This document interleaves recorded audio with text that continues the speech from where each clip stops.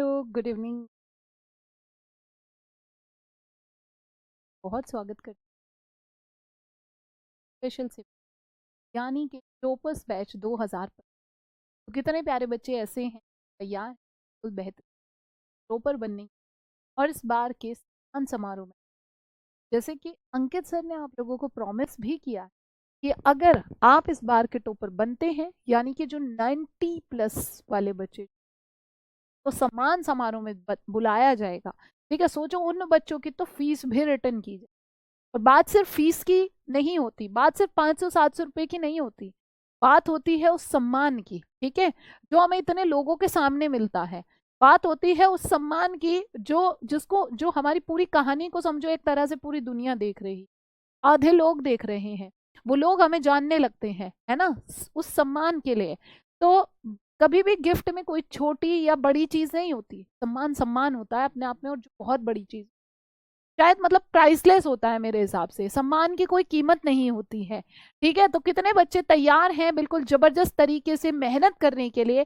और आज तो हम नया चैप्टर शुरू कर रहे हैं, तो फटाफट से सारे प्यारे बच्चे क्लास में आ जाएंगे और क्लास को बाकी बच्चों तक भी एक बार शेयर करेंगे, अपने दोस्त और बाकी जो लोग हैं, मतलब उनको भी थोड़ा थोड़ा आप चाहें तो, जो आपके रिश्तेदार हैं, भाई बहन हैं, उनको ज़रूर बताएं। ठीक है, चलिए के बाद चलते हैं हम अपनी क्लास में। आज का जो आपका नया चैप्टर है, आज का नया चैप्टर है आपका मानव जनन। ठीक है, आज का नया चैप्टर है आपका ठीक, ये बेटा बाय मिस्टेकन हो रहा है। ठीक है, ये बाय मिस्टेकन है, आपका नया चैप्टर है चैप्टर नंबर 2। ठीक है, चैप्टर नंबर 2 है, और चैप्टर का नाम है आपका मानव जनन। ठीक, जिसमें जो आपका टॉपिक रहेगा आपका, वो क्या रहेगा, नर जनन तंत्र। ठीक, ये क्या है, ये है मानव जनन। मानव जनन मतलब ह्यूमन रिप्रोडक्ट। तो आज तो हम खुद के बारे में ही पढ़ने वाले हैं, सोचो अब तो कितना इंटरेस्टिंग चैप्टर है। ठीक है, इंटरेस्टिंग इसलिए है क्योंकि खुद के बारे में जानना इंटरेस्टिंग होता है। ठीक, चलिए, तो good evening Anuj, Brijesh, Pradeep, Aryan, Ambika, Vikas, Harshit, Shyam, Moni, Ravi, Vinita, Ritika, Vishal, Abhi, Madhu, Shilpa, good evening good evening good evening सभी प्यारे बच्चों को। तो चलिए बिना देरी किए हुए शुरू करते हैं अपनी क्लास को, जहां पर आप लोग क्या पढ़ने वाले हैं। आपका है चैप्टर नंबर 2। चैप्टर नंबर 2 क्या है, मानव जनन मतलब ह्यूमन रिप्रोडक्शन। ठीक है, ह्यूमन रिप्रोडक्शन। ठीक है, इस चैप्टर में हम क्या क्या पढ़ेंगे, सबसे पहले तो वो देख लेते हैं बट ठीक है, सबसे पहले तो हम वही देख लेते हैं। चैप्टर में हम पढ़ेंगे नर जनन तंत्र, मादा जनन तंत्र और युग्मक। ठीक है, नर जनन तंत्र मतलब तभी तो समझ में आएगा कि एक्चुअल में प्रोसेस क्या है। सबसे पहले तो देखो, मैं आपको बता दूं, आपको लग रहा होगा कि मैम बुक में ऐसा चैप्टर क्यों दिया गया है। बुक में चैप्टर इसलिए दिया गया है बेटा, ताकि अभी आप छोटे हो, है ना, और बहुत जरूरी है आपको चीजों को समझना, चीजों को सीखना। ठीक, तो ना ही तो उसको पढ़ने में कोई ऐसी शर्म वाली बात है, और ना ही कुछ ये है कि ठीक है। तो सभी प्यारे बच्चे बस ध्यान से पढ़ेंगे और देखते हैं क्या क्या मेल रिप्रोडक्टिव ऑर्गन्स कौन से हैं, फीमेल रिप्रोडक्टिव ऑर्गन्स क्या हैं, युग्मक जनन मतलब जो युग्मक बनते हैं। ठीक है, युग्मकों का निर्माण कैसा होता है। हाँ, और देखो सबसे बड़ी बात है, चैप्टर बहुत इंपॉर्टेंट है, काफी सारे क्वेश्चंस आते हैं इस चैप्टर से। ठीक, देखिए जिसमें नेक्स्ट क्या है आपका आर्तव चक्र, यानी कि मेंस्ट्रुअल साइकिल के बारे में पढ़ेंगे। निषेचन कैसे होता है, फिर अंतःरोपण के बारे में पढ़ेंगे। ठीक है, अंतःरोपण क्या है, और क्या है, और है सहगर्भता। ठीक है, सहगर्भता और भ्रूणीय परिवर्धन। ठीक है, प्रसव मतलब फिर डिलीवरी कैसे होती है, एंड और उसके बाद नेक्स्ट है दुग्ध श्रवण।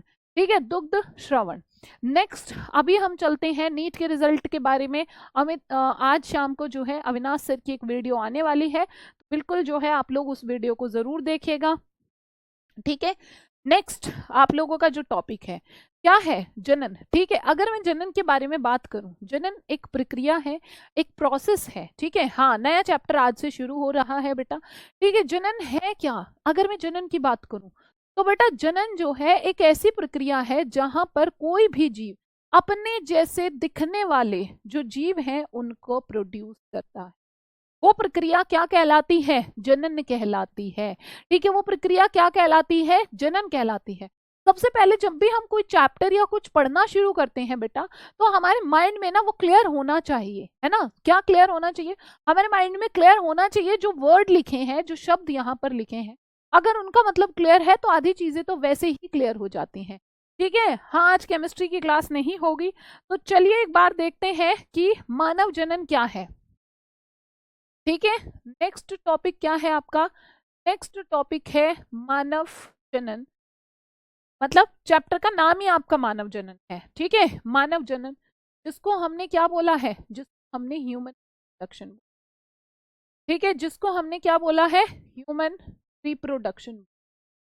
बेटा दो टर्म्स लिखी हैं यहाँ पर। चैप्टर का मतलब क्या है? मानव। मानव मतलब हमारी बात कर रहे हैं, और रिप्रोडक्शन क्या होता है, जनन क्या होता है, वो देख लेते हैं। ठीक है मैम, एनसीईआरटी सीरीज में पीडीएफ नहीं मिल रही है, एक मिनट।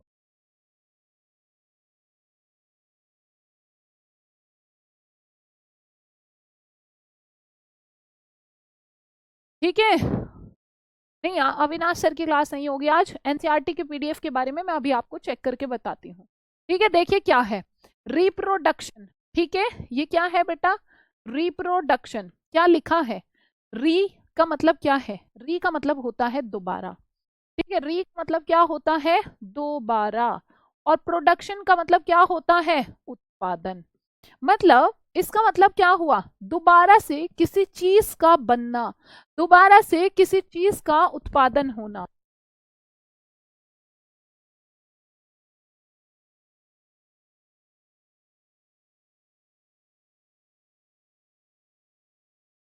बेटा जो पीडीएफ क्लास नोट्स वाला है फोल्डर, आप जब RWA ऐप पे जाएंगे तो पीडीएफ क्लास नोट्स के नाम से आपको वहां एक फोल्डर नजर आएगा। ठीक है, ट्यूशन क्लासेस में, अच्छा उसी में ही RWA ट्यूशन क्लासेस के नाम का फोल्डर है, उसी में ही RWA ट्यूशन क्लासेस के नाम का फोल्डर है। ठीक है, RWA ट्यूशन क्लासेस। देखो सबसे पहले आप ऐप ओपन करेंगे, वहां पर आप पीडीएफ क्लासेस नोट्स पर जाएंगे, उसके बाद आपको RWA ट्यूशन क्लासेस पर जाना है, और वहां पर आपको जो है ये आपको नोट्स मिल जाएंगे एनसीईआरटी वाली जो सीरीज है। ठीक है, चलिए इसके बाद अब हम चलते हैं यहाँ पर क्या है बेटा? रिप्रोडक्शन क्या होता है? री का मतलब क्या है? दोबारा। प्रोडक्शन का मतलब क्या है? उत्पादन। मतलब किसी भी चीज का, किसी भी जीव का जो उत्पादन होता है, और वो भी उसी के जैसे दिखने वाले समान जीव का। अगर देखो रिप्रोडक्शन होता है, अगर जनन होता है, तो जितने भी जीव हैं वो अपने समान दिखने वाले जीवों को ही जन्म देते हैं। फॉर एग्जाम्पल अगर मैं बात करती हूँ किसकी? ह्यूमन बींग्स की। ठीक है, आपने देखा कि जो आदमी है, ठीक है, जो इंसान है, जो ह्यूमन बींग्स है, उनका बच्चा उनके जैसा होगा, है ना। हमारा बच्चा हमारे जैसा होता है। आप देखते हो हमारे पास 2 हाथ हैं, उनके पास भी 2 पैर हैं, उनके पास भी। ठीक है, बंदर का बच्चा कैसा होगा? बंदर के जैसा होगा। कुत्ते का बच्चा कुत्ते के जैसा होगा। बिल्ली का बच्चा बिल्ली के जैसा होगा। तो बेटा ये क्या है? ठीक है, ये क्या है? तो जनन क्या है? अगर मैं जनन को डिफाइन करती हूँ, एक ऐसी जैविक प्रक्रिया है। ठीक है, जनन क्या है बेटा? जनन का मतलब ही है, यह है एक ऐसी प्रक्रिया, एक ऐसी प्रक्रिया जिसमें कोई भी जीव, जिसमें कोई भी जीव अपने समान, कोई भी जीव, ठीक है, कोई भी जीव अपने समान दिखने वाले, अपने समान दिखने वाले, अपने समान दिखने वाले, अपने समान दिखने वाले जीव का निर्माण करता है। ठीक है, जीव का निर्माण होता है। एक जीव का निर्माण करता है या जीव का निर्माण होता है। क्लियर है? आई होप आप लोगों को यहाँ तक इस डेफिनेशन में कोई दिक्कत नहीं होगी। ठीक है, आपको इस डेफिनेशन में कोई दिक्कत नहीं होगी। ठीक है, एक बार फटाफट से बताएंगे सभी प्यारे बच्चे, क्या यहाँ तक अपने समान नई संतति उत्पन्न करते हैं। ठीक है, अपने समान कोई भी जो है नई संतति को उत्पन्न करते हैं। एक ऐसी प्रक्रिया है जिसमें कोई भी जीव जो है हाँ अपने समान संतति को उत्पन्न करता है, जैसा वो है। ठीक है, जैसा वो दिख रहा है। ठीक है, वो क्या है? अपने समान दिखने वाले। ठीक है, अपने समान संतति को। संतति क्या होता है? संतति होती है उनके जो ऑफ स्प्रिंग है। ठीक है, अपने समान दिखने वाली संतति को जो प्रोड्यूस करता है, ये प्रक्रिया क्या कहलाती है? जनन कहलाती है। ठीक है, ये क्या कहलाती है? जनन कहलाती है। ठीक है, अपने समान दिखने वाली संतति को कह सकते हैं। ठीक है, दिखने वाली संतति, दिखने वाली संतति। ठीक है, क्या? उसी के जैसा।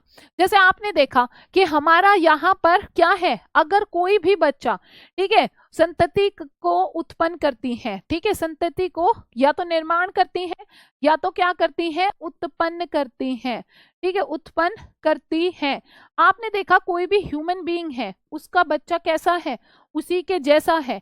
तो ये प्रक्रिया क्या कहलाएगी? ये प्रक्रिया जनन कहलाएगी। ठीक है, ये प्रक्रिया क्या कहलाएगी? जनन कहलाएगी। दूसरी बात अगर मैं करती हूं तो यहाँ पर कोई भी अपनी, किस लिए जनन क्यों करते हैं? जनन की जरूरत क्या है? पहली बात तो आपको क्लियर होना चाहिए जनन क्या है। जहां पर कोई भी जीव क्या कर रहा है? ठीक है, एक ऐसी प्रक्रिया जिसमें कोई भी जीव अपने समान दिखने वाली संतति, बिल्कुल देखो जैसे मदर फादर होंगे। ठीक है, ये चुन्नू के कौन है? Mummy papa.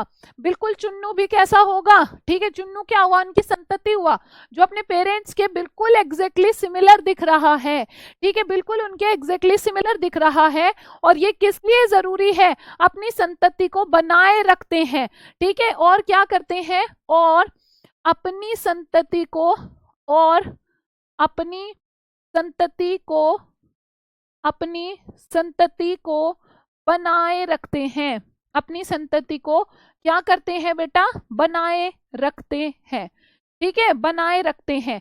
कैसे बनाए रखते हैं? अब आपने देखा कि अगर रिप्रोडक्शन हो रहा है, ठीक है, अगर रिप्रोडक्शन हो रहा है, रिप्रोडक्शन इसलिए भी जरूरी है कि अगर रिप्रोडक्शन नहीं होगा, जनन नहीं होगा, ये एक जीव है। ठीक है, ये यहाँ पर बहुत सारे जीव हैं। अगर ये रिप्रोडक्शन नहीं करेंगे तो एक टाइम बाद ये मर जाएंगे, ये मर जाएंगे, ये मर जाएंगे। उस टाइम क्या होगा? उस टाइम पृथ्वी पर, पृथ्वी जो है फिर खाली हो जाएगी, उनकी तो संतति खत्म हो जाएगी। पर बेटा अगर उनको अपने ही जैसे जीव, अपने जैसे दिखने वाले और जीव बनाने हैं तो क्या होता है? तो रिप्रोडक्शन होता है। ठीक है, तो क्या होता है? जनन की प्रक्रिया होती है। ठीक है, तो क्या होती है बेटा? जनन की प्रक्रिया होती है। मानव कैसा प्राणी है? मानव जो है एक लिंगी प्राणी है। ठीक है, मानव कैसा है? मानव एक लिंगी प्राणी है।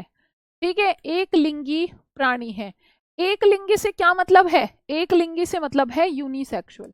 ठीक है, इसका मतलब क्या है? इसका मतलब है यूनिसेक्सुअल। यूनिसेक्सुअल क्या होता है? आप देखते हो यूनिसेक्सुअल जो एक ही, जो या तो मेल रिप्रोडक्टिव ऑर्गन्स या तो फीमेल रिप्रोडक्टिव ऑर्गन्स को रिप्रेजेंट करता है। आपने कभी ऐसा देखा है कि दो मेल और फीमेल सेम उसमें हो हमारे बीच में? मतलब हमारे उसमें जो मानव है, मानव को आप क्या देखते हो कि जो मेल है, ठीक है, वो अलग होते हैं, जो फीमेल से है वो अलग होते हैं। ठीक है, मेल फीमेल दोनों ही कैसे होते हैं? इसमें अलग अलग होते हैं। इसीलिए हमने क्या कहा है? यूनिसेक्सुअल होते हैं। और जो मानव है वो कैसे होते हैं? मानव एक जरायुज प्राणी है। ठीक है, मानव क्या है बेटा? मानव जरायुज प्राणी है। ठीक है, जरायुज यानी कि पीवीपेरस है। ठीक है, कैसे है? पीवीपेरस। ठीक, जरायुज प्राणी है। जरायुज से क्या मतलब है? जरायुज का मतलब है कि मानव ऐसा प्राणी है जो अपने समान दिखने वाले जो बच्चों को जन्म देता है। ठीक है, जो क्या करते हैं? जो बच्चों को जन्म देते हैं। देखो आपने देखा होगा दो तरह के प्राणी होते हैं। एक तो आपने ओविपेरस, ओविपेरस क्या होते हैं? जो अंडे देते हैं। ठीक है, जो अंडे देते हैं वो ओविपेरस। और जरायुज क्या होते हैं? जो बच्चों को जन्म देते हैं। क्या ह्यूमन बीइंग्स के कोई अंडे होते हैं? ये क्या करते हैं? बच्चों को जन्म देते हैं। इतनी बात अगर क्लियर है तो फटाफट से एक बार सारे प्यारे बच्चे बताएंगे। ठीक है, क्या क्लास में जितना हमने पढ़ा है, क्या उसमें क्लास में मजा आ रहा है?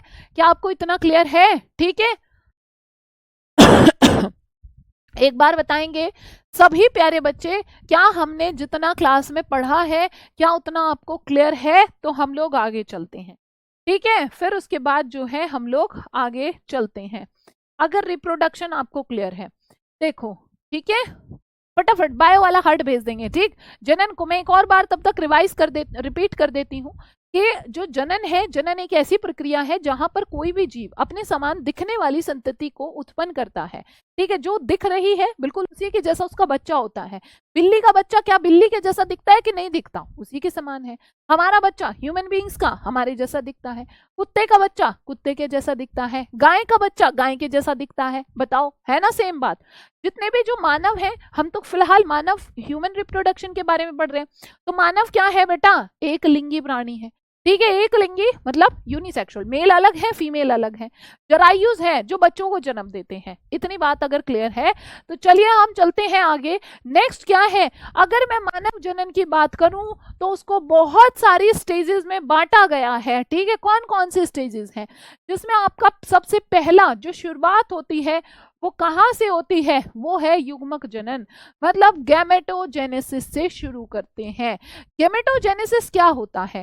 ठीक है, जेनेसिस का मतलब है हमेशा फॉर्मेशन, जनन का मतलब भी फॉर्मेशन, मतलब जहां पर किसी चीज का निर्माण होता है। ठीक है, निर्माण क्या? जिसमें क्या बनते हैं? जिसमें युग्मकों का निर्माण। ठीक है, युग्मकों का निर्माण। बेटा सबसे पहले यही जरूरी है कि युग्मकों का निर्माण हो। ठीक है, युग्मकों का निर्माण क्लियर है। उसके बाद नेक्स्ट क्या है? इंसेमिनेशन होता है, वीर्य सेचन होता है। ठीक है, वीर्य सेचन क्या है? मतलब जो ट्रांसफर होता है स्पर्म का। ठीक, कहाँ? वेजाइनल ट्रैक्ट के अंदर। और उसके बाद फिर क्या होता है? फिर होता है निषेचन। निषेचन का मतलब क्या है? युग्मकों का संलयन। जो युग्मक बने थे उन युग्मकों का क्या होता है? उन युग्मकों का संलयन होता है। जैसे यहां पर युग्मकों का निर्माण हुआ, नर युग्मक बनेंगे जिसको हम क्या कहते हैं? नर युग्मक को हम कहते हैं स्पर्म, और जो मादा युग्मक है उसको कहते हैं अंडाणु। दोनों का फिर क्या होगा? दोनों का संलयन होगा, और दोनों के संलयन के बाद जब संलयन हो जाएगा, ये प्रक्रिया आपकी निषेचन कहलाती है। ठीक है, उनके संलयन के बाद जो एक सिंगल सेल में ये बदल जाते हैं, ये कहलाता है जाइगोट, यानी कि युग्मनज। ठीक है, ये क्या कहलाता है? युग्मनज। चानी वर्मा कौन सी भाषा बोल रही हूँ? हिंदी में ही तो बता रही हूँ बेटा, इससे ज्यादा हिंदी क्या होती है? ठीक है, हिंदी में ही बता रही हूँ बिल्कुल। ठीक, देखिए तो अब क्या है? निषेचन हुआ, उसके बाद क्या बना? ये एक सिंगल सेल में बदल गया, एकल कोशिका में बदल गया, जिसको हम क्या कहेंगे? जिसको हम जाइगोट कहेंगे। ठीक है, चलिए देखते हैं उसके बाद नेक्स्ट क्या होता है। फिर होता है विदलन। विदलन क्या है? विदलन यानी कि क्लीवेज, एक ऐसी प्रक्रिया जो आपका युग्मनज बना था उसके अंदर विभाजन होना शुरू हो जाएगा। पहले वो 2 कोशिकीय अवस्था में होगा, फिर 2 से कितना, और यहाँ पर कोशिका का साइज नहीं बढ़ता, कोशिका की सिर्फ और सिर्फ संख्याएं बढ़ती हैं। फिर वो 4 कोशिकाओं में, 4 से बेटा कितनी कोशिकाओं में? 8 कोशिकाओं में। ठीक है, 8 से 16, 16 से 32 कोशिकीय अवस्था तक पहुंच जाता है, और कॉन्टिन्यूअसली ये विभाजन चलता रहता है। फाइनली उसके बाद क्या बनता है? भ्रूण। ठीक है, शेख हाँ आ रहा है बेटा। ठीक है, नेक्स्ट क्या होता है? भ्रूण। उसके बाद आपका क्या है? ठीक है, यहाँ पर एक जो स्टेप है ये इंसेमिनेशन। इंसेमिनेशन होता है वीर्य सेचन, जिसमें जो मेल का जो सीमेन है, ठीक है, जो स्पर्म है, उसको ट्रांसफर किया जाता है फीमेल रिप्रोडक्टिव ट्रैक्ट के अंदर। ठीक है, उसके बाद नेक्स्ट स्टेप क्या था आपका? नेक्स्ट स्टेप है बेटा आपका इम्प्लांटेशन, जिसमें अंतःरोपण होता है। अंतःरोपण में क्या है? ठीक है, अंतःरोपण में क्या है? जो फीमेल रिप्रोडक्टिव ऑर्गन है। अब विदलन के बाद वो एक स्टेज पर पहुंच चुका है, मोरुला, ब्लास्टुला, ये वाली स्टेजेस आती हैं, और फाइनली एक स्टेज बना देता है ब्लास्टोसिस्ट। ठीक है, ब्लास्टोसिस्ट मतलब कोरक पुटी वाली अवस्था पर पहुंच जाता है। ठीक है, कहाँ पहुंच जाता है, कोरक पुटी बना देता है। और वो कोरक पुटी जाकर जो कौन सा भाग है, जो हमारा मतलब जो फीमेल्स के अंदर जो यूट्रस होता है, जो गर्भाशय है, ठीक है, गर्भाशय की भित्ति के अंदर ये जाके क्या होता है, अंतःरोपण हो जाता है। गर्भाशय की भित्ति के अंदर ये क्या होता है बेटा, ठीक है, संलयन मतलब फ्यूजन, और निषेचन जो है वही सेम प्रक्रिया, मतलब जैसे फ्यूजन हुआ उसके बाद क्या होता है, उसके बाद जो है बेटा वो बनते हैं मतलब एक स्टेज पर पहुंच जाते हैं जो फर्टिलाइजेशन कहलाता है। ठीक है, संलयन होगा तभी तो वो फर्टिलाइजेशन, उसकी मीटिंग के बाद। ठीक है, अब देखिए नेक्स्ट क्या है, अब ये उसमें धस गया तो ये क्या कहलाएगा, कोरक पुटी कहलाएगा, मतलब कोरक पुटी उसकी जो गर्भाशय की भित्ति है उस पे जाकर धस जाता है। ठीक है, और फिर क्या होता है, गैस्ट्रेशन, गर्भावधि, फिर जो है 9 मंथ्स तक कंटिन्यू प्रेगनेंसी चलती है, जो कितना होता है, 9 मंथ्स का होता है, ह्यूमन बीइंग के अंदर 9 महीने का होता है। और उसके बाद फाइनली क्या होता है, पार्चुरेशन मतलब प्रसव, इसको हम डिलीवरी भी कह सकते हैं। तो इस तरह से पूरा का पूरा मानव जनन में ये सारी प्रक्रियाएं हम लोग पढ़ने वाले हैं। ठीक है, अब आपको एक बात यहाँ पर देखनी है कि बेटा सुधीर पढ़ेंगे 1 बाय 1, कोरक पुटी क्या है, कहाँ पर जाके इम्प्लांटेशन होता है, कैसे होता है। ठीक है, ये सारी चीजें हम लोग पढ़ेंगे। ठीक, चलिए तो अब हम सबसे पहले पॉइंट से आपका शुरू करते हैं, जिसमें आपका क्या है, नर जनन तंत्र से शुरू करते हैं। ठीक है, जो नर जनन तंत्र है वो क्या है, ठीक है, या नर जनन तंत्र में जो है, गायत्री बेटा थोड़ा और समझाऊंगी। ठीक है, अभी समझाया क्या है, अभी बस एक ओवरव्यू दिया है कि जो मेल रिप्रोडक्टिव मतलब जो पूरा का पूरा ह्यूमन रिप्रोडक्शन है उसमें क्या क्या पढ़ने वाले हैं। ठीक है, एक बात दे शिवानी, क्योंकि 9 मंथ में जो है प्रेगनेंसी कंप्लीट हो जाती है और जो एम्ब्रियो होता है वो पूरे अच्छी तरह से वेल डेवलप्ड होता है। ठीक है, फटाफट से देखो, एक तो सारे प्यारे बच्चे अब ऐसे नहीं करेंगे कि मैम ये क्यों हो रहा है, क्या हो रहा है। ठीक है, और डिटेल में, और डिटेल के लिए ही चैप्टर पढ़ रहे हैं, और डिटेल के लिए ही चैप्टर पढ़ रहे हैं, क्यों टेंशन ले रहे हो, 1 बाय 1 करके स्टेप बाय स्टेप ही तो पढ़ेंगे, एक एक करके। ठीक है, चलिए देखते हैं। तो हम लोग शुरू कर रहे हैं किससे, नर जनन तंत्र से। टेंशन लेने वाली बात नहीं है, जितने भी पॉइंट्स मैंने यहाँ अभी आपको बताए हैं पीछे, उनको एक एक करके पूरा डिटेल में पढ़ना है। ठीक है, नर जनन तंत्र में देखो है क्या, अब देखिए सबसे पहली हेडिंग आपकी क्या है, नर जनन तंत्र। अच्छा, फटाफट से एक बार सारे प्यारे बच्चे जो हैं बायो वाला हार्ट भेज देंगे, फिर हम शुरू करने वाले हैं। क्या, नर जनन तंत्र क्या है। ठीक है, नर जनन तंत्र क्या है। ठीक है, नर जनन तंत्र, बेटा नर जनन तंत्र की अगर मैं बात करूं, जिसको हम क्या कहते हैं, जिसको हम male reproductive system, male reproductive system कहते हैं। ठीक है, मेल रिप्रोडक्टिव सिस्टम कहते हैं। क्लियर है, चलिए एक बार देखते हैं कि जो मेल रिप्रोडक्टिव सिस्टम है वो क्या है। ठीक है, मेल रिप्रोडक्टिव सिस्टम क्या है बेटा, मेल रिप्रोडक्टिव सिस्टम की अगर मैं बात करूं तो यहाँ पर आपको पता है, पहली बात तो मेल आ रहा है तो मेल की ही बात करेंगे, वो भी रिप्रोडक्टिव सिस्टम। अगर मैं बात करती हूँ हमारा जो है, आप देखो बॉडी को 3 पार्ट्स में हम डिवाइड कर सकते हैं। एक ये थोरेसिक रीजन हो गया, थोरेसिक रीजन कौन सा है, चेस्ट कैविटी वाला। ठीक है, उसके बाद क्या है, ठीक है, उसके बाद है आपका एब्डोमिनल कैविटी, जिसको हम उदर गुहा कहते हैं, जिसमें आपका पेट वाला, पेट, इंटेस्टाइन ये सब आता है। ठीक है, उसके बाद आती है आपकी श्रोणी गुहा, जिसको पेल्विस रीजन कहते हैं। ठीक है, फिर क्या आता है आपका, श्रोणी गुहा आती है। तो ये देखो, ये आपका क्या है, यहाँ पर है मान लो आपकी उदर गुहा। ठीक है, ये आपका पेट वाला भाग है जिसको एब्डोमिनल कैविटी कहा है। क्लियर है, ये क्या है, ये है एब्डोमिनल कैविटी। अच्छा, एक बात और मैं अभी क्लियर कर देती हूँ।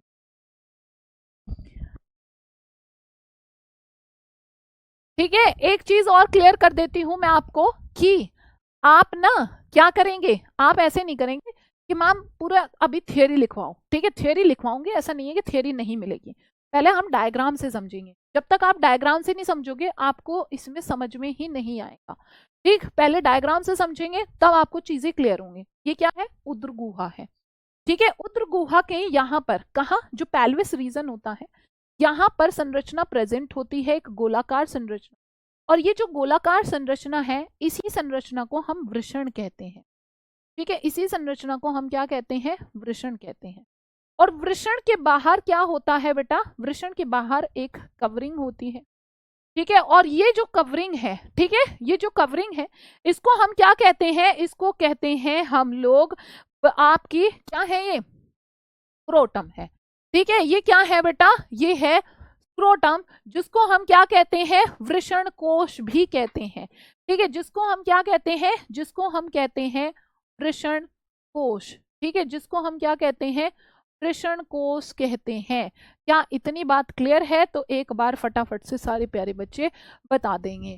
ठीक है, मैम स्केच अपने हाथ से बनाए? हाँ बिल्कुल। देखो, और एक बात और ध्यान रखना, सारे प्यारे बच्चे समझदार हैं, अभी बता देती हूँ।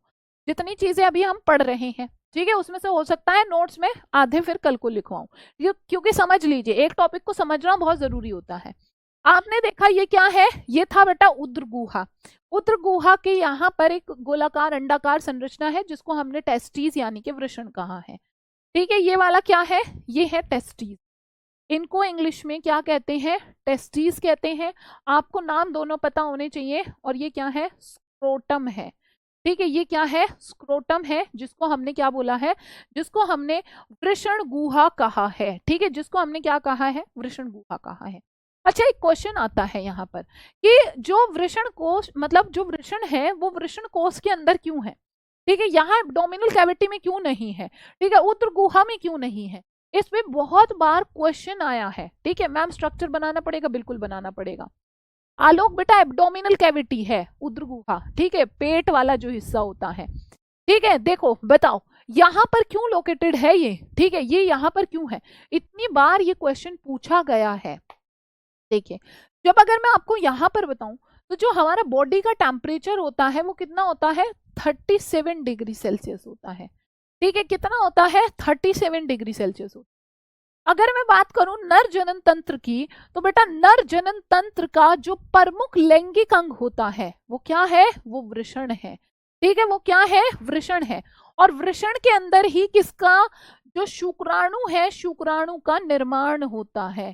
ठीक है, वृषण के अंदर ही किसका निर्माण होता है? शुक्राणु का निर्माण होता है। ठीक है, शुक्राणु का निर्माण होता है। और बेटा शुक्राणु के निर्माण के लिए बॉडी का जो टेम्परेचर है, उससे यहाँ का जो तापमान है वो कितना कम चाहिए? 2 से 3 डिग्री कम चाहिए। ठीक है, कितना चाहिए? 2 से 3 डिग्री सेल्सियस क्या होना चाहिए? ये कम होना चाहिए। ठीक है, कम होना चाहिए। कहाँ से? जो हमारे शरीर का तापमान है। ठीक है, किससे कम होना चाहिए? ये हमारे शरीर के तापमान से। ठीक है, शरीर के तापमान से। ठीक है, शरीर के तापमान से। अब आपने देखा बॉडी टेम्परेचर कितना है? बॉडी टेम्परेचर जो मैंने आपको बताया है इधर 37 डिग्री सेल्सियस है। तो वो जो तापमान है, ठीक है, उतने हाई टेम्परेचर पर क्या है? शुक्राणु का फॉर्मेशन नहीं हो सकता। इसीलिए यहाँ का जो तापमान है वो 2 से 2.5 डिग्री भी आपको कहीं कहीं देखने को मिलेगा, 3 डिग्री भी कम होगा तो ही यहाँ पर शुक्राणुओं का निर्माण हो पाएगा, जो बहुत ज्यादा जरूरी है। ठीक है, हाँ, तो वो खुद ही 2 डिग्री कम होगा तो 35 पे पहुंच जाएगा। ठीक है, 3 डिग्री होगा तो 34 पे पहुंच जाएगा। क्लियर है? ठीक, चलिए अब देखिए, बात करते हैं अब जो शुक्राणु का निर्माण होगा वृषण के अंदर। ठीक है, सबसे पहले मैं आपको एक बात, एक पॉइंट यहाँ पर कंफर्म करना चाहेंगे कि जो नर जनन तंत्र है, ठीक है, नर वृषण क्या है? वृषण नर जनन तंत्र का, वृषण नर जनन तंत्र का, नर जनन तंत्र का क्या है? प्रमुख लैंगिक अंग है। ठीक है, प्रमुख लैंगिक अंग है। ठीक है, लैंगिक अंग है। अच्छा, ये क्या है? ठीक है, प्रमुख लैंगिक अंग है। बेटा प्रमुख मतलब बहुत ही खास है। ठीक है, बहुत बहुत बहुत खास है। ठीक, क्योंकि शुक्राणु का निर्माण यहीं पर हो रहा है। ठीक है, पर शुक्राणु का निर्माण यहाँ होता कहाँ पर है? ठीक है, ये किससे मिलकर बना होता है? तो इसका एक बार स्ट्रक्चर समझ लेते हैं। सबसे पहले मैं बात करती हूँ किस पर? शुक्राणु की संरचना कैसी होती है। ठीक है, सॉरी, शुक्राणु की नहीं, वृषण की संरचना कैसी होती है। ठीक है, वृषण की संरचना पर बात कर लेते हैं। ठीक, देखो ये है वृषण की आंतरिक संरचना। इसमें सबसे इंपॉर्टेंट जो ऑर्गन है वो आपका वृषण है। तो बेटा वृषण की संरचना पर बात करते हैं, ठीक है। वृषण की संरचना क्लियर है, वृषण की संरचना। अच्छा, वृषण की संरचना से पहले आपको एक पॉइंट और समझना है, ठीक है। आपको एक पॉइंट और समझना है। कौन सा पॉइंट समझना है? आपको समझना है कि हमने देखा ये सबसे क्या है, ये प्रमुख अंग है क्या, वृषण। पर ये वृषण कहां पर उपस्थित है? ठीक है, यहां मैंने बताया आपको वृषण कोश है, स्क्रोटम है, ठीक है। सबसे पहले तो क्या था बेटा, वृषण कोश है, ठीक है, वृषण कोश है। और वृषण कोश के अंदर एक अंडाकार संरचना है जिसको हमने क्या बोला है, जिसको हमने वृषण कहा है, ठीक है, जिसको हमने वृषण कहा है। एक वृषण के अंदर क्या मौजूद है, एक वृषण के अंदर कम से कम 250 टेस्टिकुलर लोब्यूल हैं जिनको हम वृषण पालिकाएं कहते हैं, ठीक है, जिनको हम क्या कहते हैं, वृषण पालिकाएं कहते हैं, ठीक है, वृषण पालिकाएं कहते हैं। और जिनको टेस्टिकुलर लोब्यूल्स भी कहते हैं, ठीक है, जिनको टेस्टिकुलर लोब्यूल्स भी कहते हैं, जिनकी संख्या कितनी है, ये कम से कम 250। और अभी हो सकता है कंफ्यूजन क्रिएट कर दे, ठीक है। तक्षिता बेटा शांति करो, शांति करो। देखिए अभी जो है, जो वृषण पालिकाएं हैं इसके अंदर 1 से 3 क्या होती हैं, शुक्रजनक नलिकाएं होती हैं, ठीक है। इसके अंदर क्या होती हैं, 1 से 3 तक शुक्रजनक नलिकाएं होती हैं, ठीक है, शुक्रजनक नलिकाएं होती हैं, ठीक है। क्या होती है, शुक्रजनक नलिकाएं होती हैं। और ये जो शुक्रजनक नलिकाएं हैं जिनको हम सेमिनिफेरस ट्यूब्यूल कहते हैं,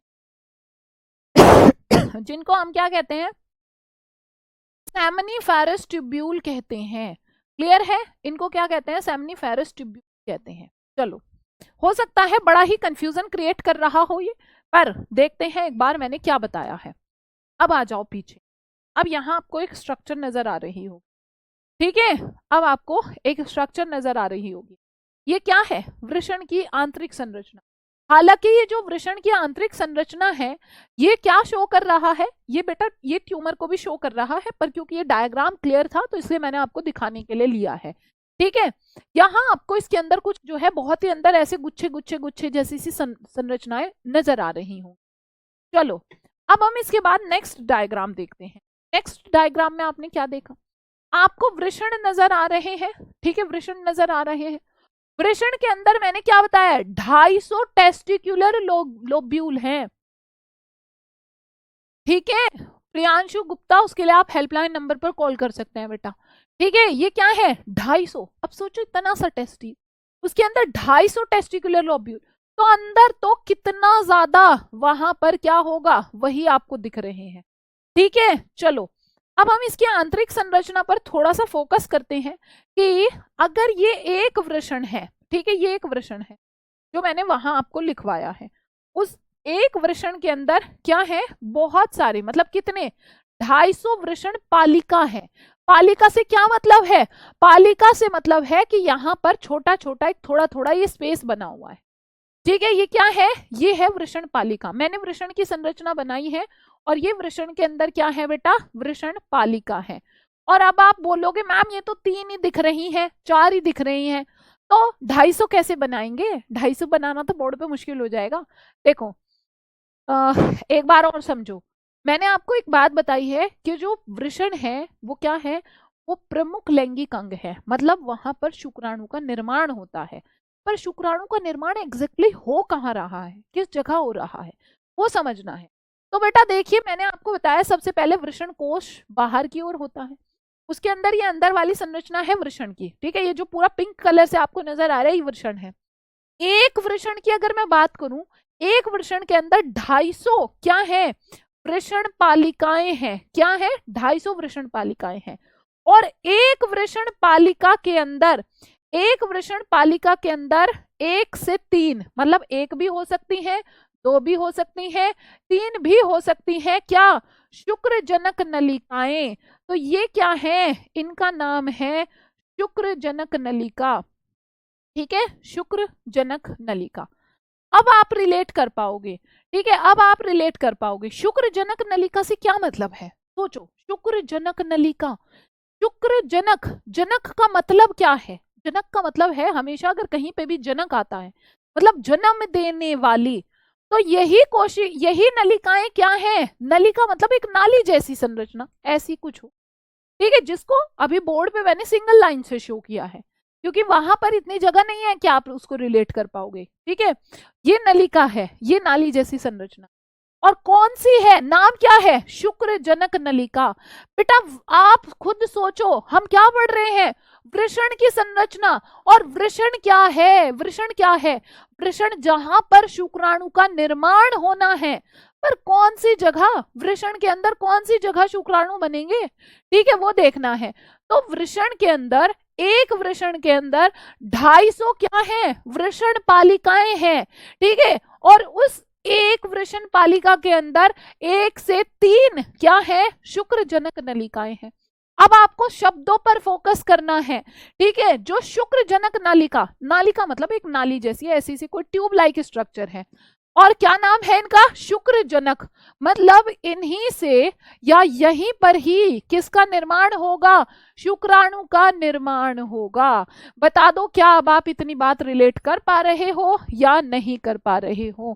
ठीक है, अब मैं आपको एक बात बताती हूं, यहां पर जो शुक्र जनक नलिकाएं हैं उसमें वहां पर क्या होती है? 2 प्रकार की कोशिकाएं, ठीक है, 2 प्रकार की कोशिकाएं होती हैं। कौन कौन सी कोशिकाएं होती हैं? देखो, जो शुक्र जनक नलिकाएं है, यहां पर क्या होती हैं? 2 प्रकार की कोशिकाएं, ठीक है। ये है क्या? शुक्र जनक नलिका, ठीक है। मैंने बताया कि जो शुक्र जनक नलिका है वहां पर क्या होता है? शुक्राणु का निर्माण। पर शुक्राणु का निर्माण होगा किससे? ये जो है 2 प्रकार की कोशिकाएं यहां पर हैं। एक तो है इसमें नर जर्म कोशिका, ठीक है, नर जर्म कोशिका। एक का नाम तो क्या है बेटा? नर जर्म कोशिका है, ठीक है। दूसरी का नाम क्या है? दूसरी का नाम है सर्टोली कोशिका।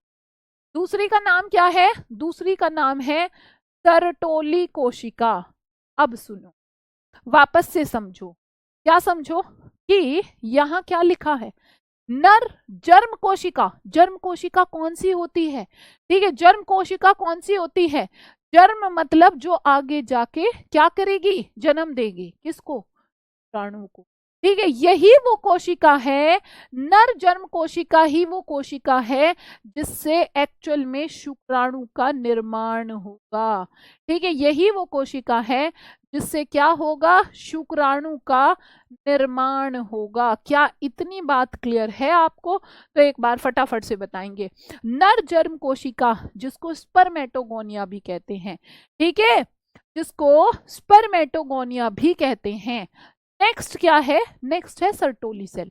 सर्टोली सेल का फंक्शन क्या होता है? इसका काम होता है पोषण प्रदान करना, ठीक है। आपको पता है जो शुक्राणु है, शुक्राणु कैसे हैं? लिविंग सेल है, और लिविंग सेल को किसकी जरूरत होती है? पोषण की, ठीक है। तो वो पोषण, वो नरिशमेंट कहाँ से आएगा?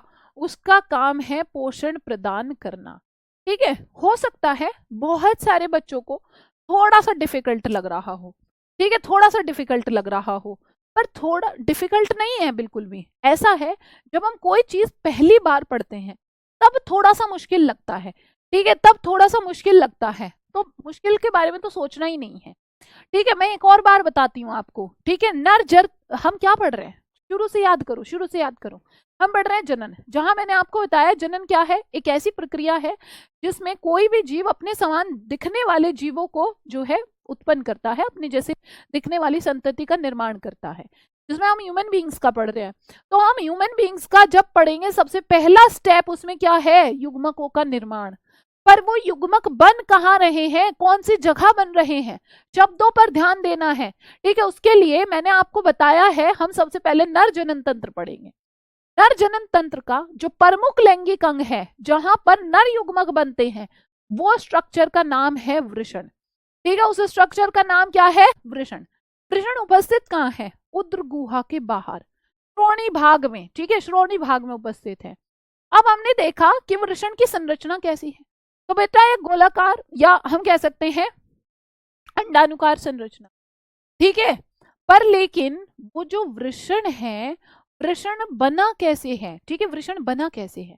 अब आपने देखा कि वृषण के बाहर मैंने बताया है एक कवरिंग है जिसने इसको कवर कर रखा है, ठीक है, उसको हमने क्या नाम दिया है, वृषण कोश, स्क्रोटम कहा है।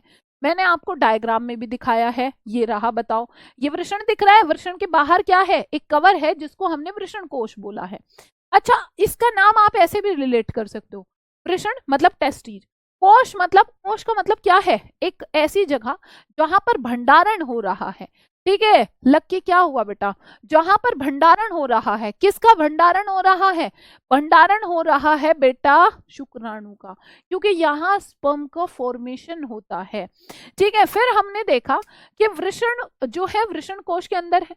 एक्चुअल में वृषण की संरचना कैसी है, तो उसी की आंतरिक संरचना जब हमने देखी कि जो एक वृषण होता है उसके अंदर कम से कम 250 वृषण पालिका है। बस इतनी सी बात आपको समझनी है, कितनी है, 250 वृषण पालिका है, वृषण पालिका। और उस एक वृषण पालिका के अंदर, ठीक है, पालिका मतलब देखो क्या है, कंपार्टमेंट लाइक स्ट्रक्चर। मान लो ये आपका घर है, ठीक है, ये आपका घर है, ये आपकी बिल्डिंग है। जिसको अभी भी कंफ्यूजन हो रहा है ना, वो एक बार मेरी बात को ध्यान से सुनेगा, इसके बाद आपका कंफ्यूजन पूरा दूर, आप कहोगे मैम बिल्कुल ही समझ में आ गया। देखिए केमिस्ट्री की क्लास आज नहीं होगी।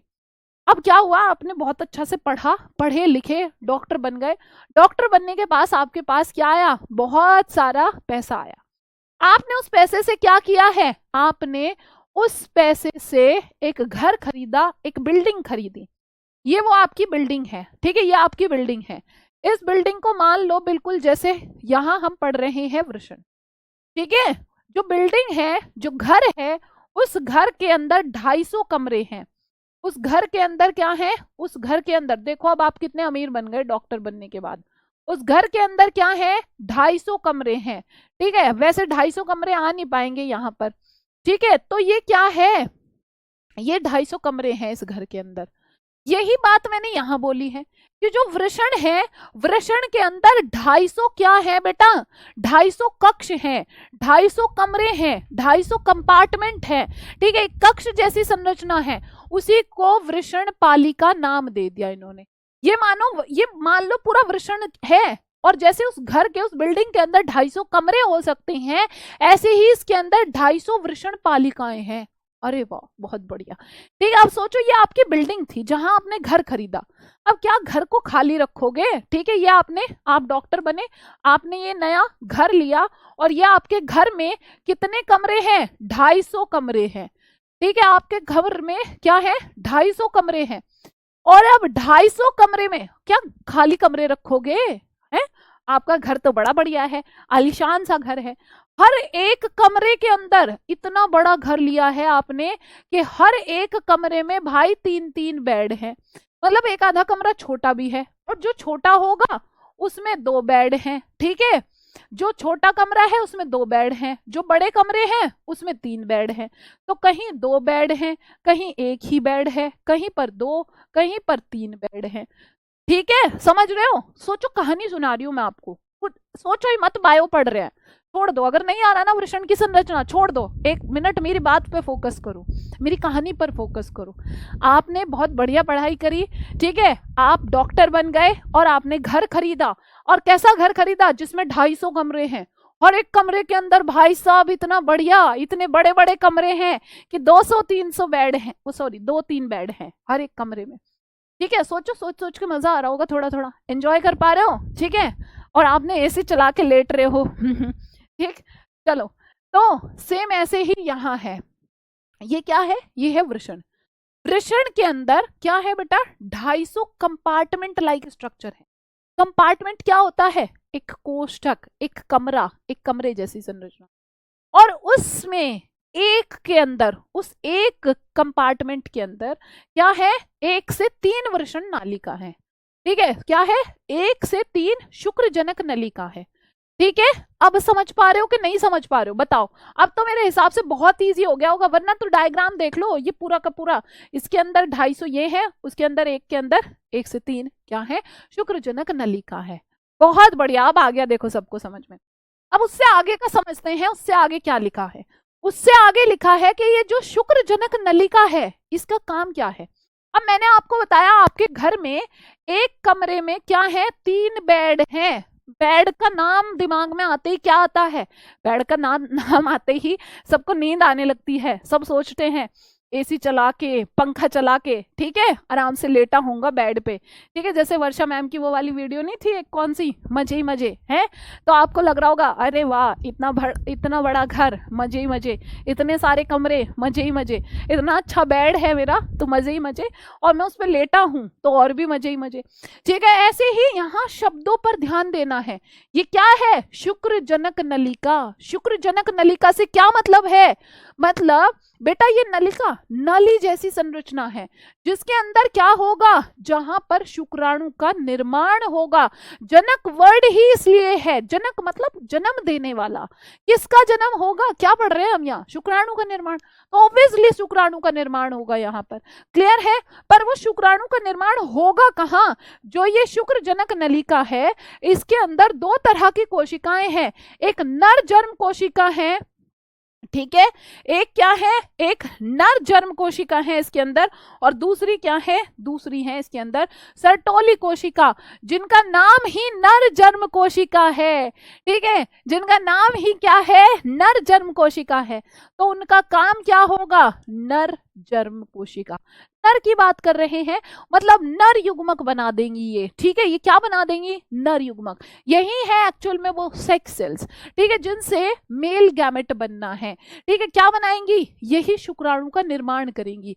कहाँ हुआ शुक्राणु का निर्माण, वृषण के अंदर तो हुआ है, पर कौन सी स्पेसिफिक जगह हुआ है, शुक्रजनक नलिका के अंदर हुआ है, ठीक है। अगर अभी भी कंफ्यूजन है तो जब क्लास खत्म हो जाएगी, एक बार 2 मिनट तब देखना, ठीक है।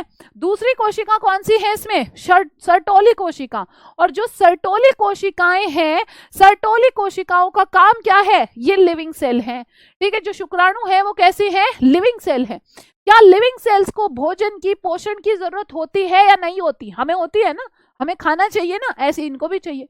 तो जो इनको पोषण चाहिए, वो पोषण कहाँ से मिलेगा, ठीक है, वो पोषण कहाँ से मिलेगा, सर्टोली कोशिकाएं इनको क्या करती हैं बेटा, पोषण प्रदान करती है, ठीक है, पोषण प्रदान करती है। अब बताओ क्या आपको इतनी बातें क्लियर है या नहीं है, ठीक है। दीदी आपसे पढ़ के मजे ही मजे, चलो आपको मजे आने चाहिए। दूसरा, आपने यहाँ जब डायग्राम देख रहे हो, ठीक है, डायग्राम देख रहे हो, ये डायग्राम के अंदर भी वही चीजें शो हो रही है, पर और भी बहुत सारे पार्ट्स हैं इसमें, ठीक है, और भी बहुत सारे पार्ट है जो अभी बचता है हमारा, ठीक है, जिसको हम आगे कब कंटिन्यू करेंगे, कल की क्लास में कंटिन्यू करेंगे कि जो ये शुक्रजनक नलिका है ये आगे जाके कहाँ खुलती है। पर उसके लिए आपको सभी प्यारे बच्चों को पहले एक बार रिवाइज करके आना पड़ेगा, पढ़ के आना पड़ेगा आज क्या पढ़ा है। बिल्कुल इतनी इजी चीजें पढ़ी है ना, बच्ची सी चीजें पढ़ी है हमने आज, बिल्कुल डिफिकल्ट चीजें नहीं है। एक बार पढ़ लोगे तो चीजें याद हो जाएंगी। अब बता दो क्लास में मजा आया, फटाफट से बाय वाला हार्ट आना चाहिए, ठीक है, क्लियर क्लियर क्लियर, ओके, बहुत बढ़िया, ठीक है। चलिए तो अब हम चलते हैं, वापस मिलेंगे कब, कल सेम टाइम, मतलब 5 बजे आपकी क्लास होगी, जिसमें सभी बच्चों को प्रेजेंट रहना है, रिवाइज करके पढ़ के आना है, ठीक है। तब तक के लिए बाय बाय।